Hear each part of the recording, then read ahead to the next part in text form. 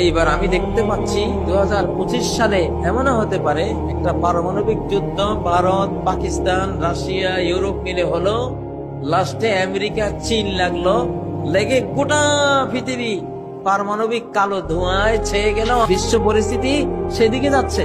এবং 2025-এই Samsung cartoon আছে, ওরা বলতেছে পাক ভারত যুদ্ধ লেগে যাবে। কোরআন হাদিস ঘেটে দেখা যাচ্ছে ওইদিকেই ঘটনা যাচ্ছে।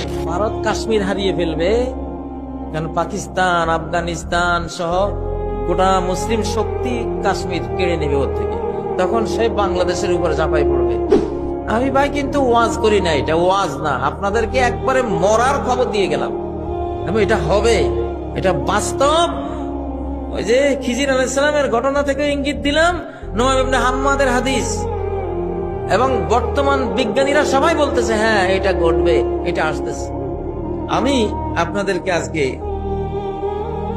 যে জিনিসটা বলবো, নুআইম ইবনে হাম্মাদের একটি হাদিস, কিতাবুল ফিতানের, সনদ দুর্বল কিন্তু বাস্তব পৃথিবীর আলোকে, মুহাদ্দিসিনদের, হাদিস বিশারদদের মূলনীতির আলোকে এই হাদিসটি বিশুদ্ধ।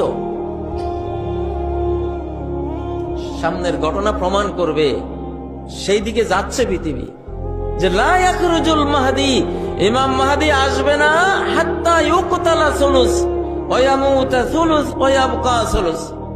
ইমাম মাহদি আসতে আসতে এর আগে পৃথিবীর টোটাল জনসংখ্যার 1/3 খুন হয়ে যাবে। 800 কোটি মানুষের 1/3 কত পড়ে?